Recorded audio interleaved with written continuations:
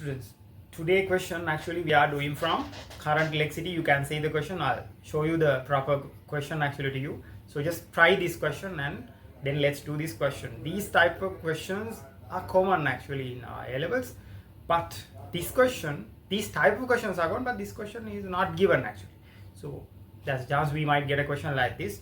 So let's try this question. You try it first and then let's discuss it later. Right? Okay, let's do it now. Right, students, I hope you have tried the question, and if you don't know how to do it, let's discuss this now. Right, so here you can see there are infinite number of resistor sets, right? 1 2 1 2 1 2, likewise it goes up to infinity, right? So the trick here is this. Let's go to the last one. So we are moving into the infinity, so we are at the infinity now here, right? At the last point we have 1 ohms and 2 ohms. So let's add these two. So that becomes 1 plus 2, 3. And 3, 2 we can add. And then we are adding it to 1. Again we are adding it to. So we have 2 here, 2. Likewise we can add up to here. Let's assume, so this is the way actually we are doing it. Let's assume after we adding everything up to this point, it's the total resistance becomes R. Up to here it becomes R, right? So the equivalent resistance after this point, total equivalent resistance, that is R. So we have added them all, right? Then this is the assumption we are making now. So we assume, so here we have to add only 1 ohms and 2 ohms. So it won't make that much of a difference to the final answer. So we assume, that's the assumption, the final answer after adding R and all these three, 1 and 2, the final answer also R, because it's a small value we are adding it. We assume the total answer, the final answer is again R, right?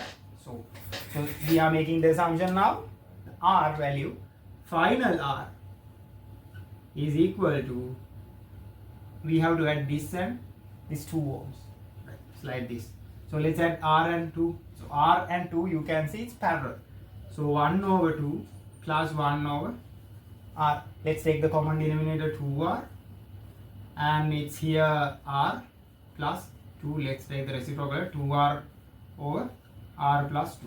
Then we have to add it to this one plus 1. The final answer we assume that is also R, right?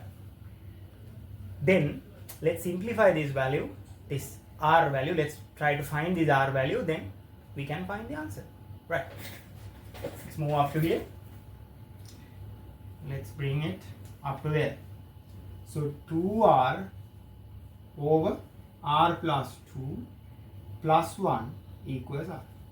So let's take the common denominator here. R plus 2 is the common denominator, right? So 2R plus R plus 2 equals R. I hope you can see it now, right? Then 3R plus 2 over R plus 2 equals R. Yes, send it over there. 3R plus 2 equals R squared plus 2R. We are getting a quadratic equation, you can see it, right? So 0 equals, let's take everything to the other side, R squared minus 2R minus 3R, it's R minus 2. So let's factorize it. R minus, yes, 2R plus 1 equals 0. So here you can see either R2 or R equals minus 1, right? So R equals 2 or R equals minus 1. So we know that resistance cannot be a minus value. So the final answer R equals 2. So the equivalent resistance becomes R value, right? So this is how we do it. So if you haven't done this type of questions, find similar type of questions. I'll give you a couple of questions, these infinitely questions actually. So try that questions as well. This is the basic method we do it, right? Right, this is the other question I'm giving you. Just I'm not discussing this question actually. Give it a try. Infinite number of resistor question. I'll give you another question actually, not this type, but just try this question as well. Right. Just like the other question, we did infinite number of resistors. Actually, this question also quite a different question. You can see that we have to make a small change actually in the circuit, then only we can get the answer here. So this is why I'm picking this question, the second question. So try this question. If you can do it, that is great. I mean, you know it, but just give it a try. Then let's discuss it later. Right. All right. Now let's get into the question. So what we have to do is we have to find the equivalent resistance between A and B. So just take a look at the things that you have to do here. See, let's see the direction of current, and current will flow in this direction. It goes in this direction, it goes in this direction. That is obvious, but we don't know whether current goes to this direction, this direction. So current can flow this and this way. Yes, there's a chance.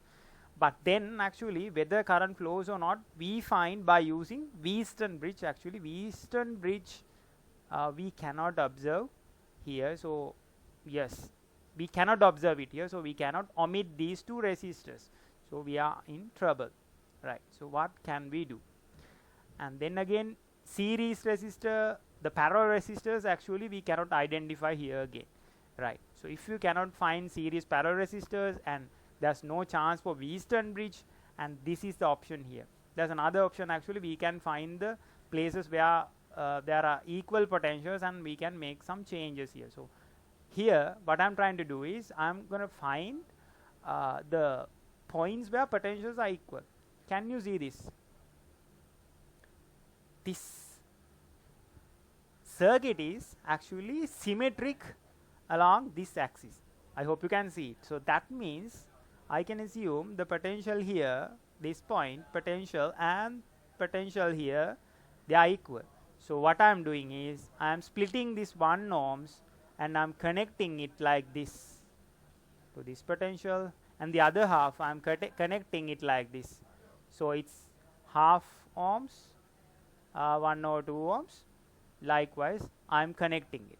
So then yes, we can add it properly. So these two are easily, you can see it now, these two are parallel, right? Let's add them now. 1 over 1 plus 2 over 1, let's take the reciprocal value 1. So 1 plus 2, it's 1 over 3 equals R, right? So so this value is 1 over 3 now. So this 1 over 3 and 1 ohms, they are in series, so we can easily add them. 1 plus 1 over 3, that becomes 4 over 3, right? So we have this value now, 4 over 3, and this 4 over 3 and this 1 ohm, these two are, yes, parallel. So let's add them now. 3 over 4 plus 1 over 1, common denominator 4, so it's 3 plus 4, so 4 over 7, right? Now we have all the value up to here, and the resistance of this part and resistance of this part are equal, and these two are in series. So what you can do is we can multiply it by 2, or we can add them. So it's 8 over 7 ohms. I hope you can see the method. Just go through with the explanation again, you will understand it. In certain circuits actually this method we have to use in circuits, so it's always better to be practice with these type of questions.